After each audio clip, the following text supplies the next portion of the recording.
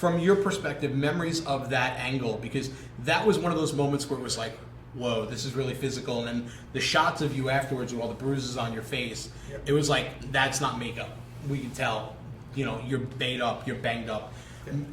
Was that probably the moment where you thought, all right, maybe I should have picked another line of work, or? Oh, that was quite often.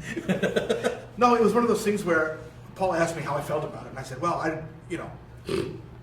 Oh, I can't wait.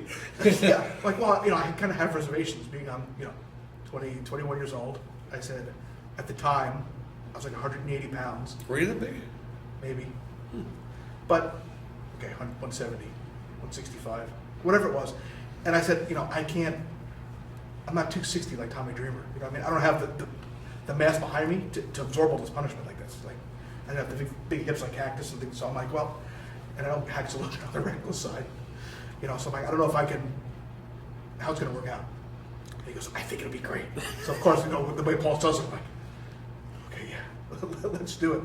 Because he could churn you up and make you believe he anything. had me ready to go. Like, I'm like, okay, this is going to be great. It's going to be the best thing ever. And then Hat comes to me the night of the angle. He goes, everybody in this fucking locker room has said not to hurt you.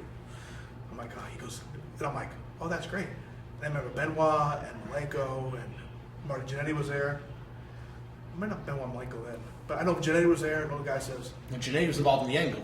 Yeah, but I remember that they said, look, don't let this guy fucking take advantage of you. You know what I mean? I said, well, I didn't think Hack would. I just think he was just, that's how he worked, and I was so small. But he got to do his job. Yeah, but we went out there, and he gave me the secret.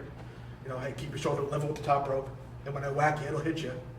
But it'll hit the top rope first, it'll absorb some of the impact. I'm like, all right. And that's good the first couple of times. Then as the stick became like shredded, yeah, it wrapping around my head and my face, and it was. Yeah, like I said, Nancy was out there, and she said, she kept looking down. Are you okay? I'm like, yeah, I'm okay. And she told me, she goes, if he gets out of control, she goes, I will. I mean, Mikey was like, everybody loved Mikey. He was like the little kid in the locker room almost. It was like, so we were all protective of him. We were all protective of each other, period. But we were all protective of Mikey because he was just a good guy, a sweetheart of a guy.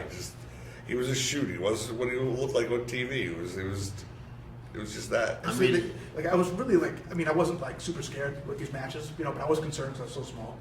You know what I mean? I would push myself to take bigger bumps, harder bumps. And I would tell him, he goes, Todd goes, one night, he goes, you look like you're losing weight.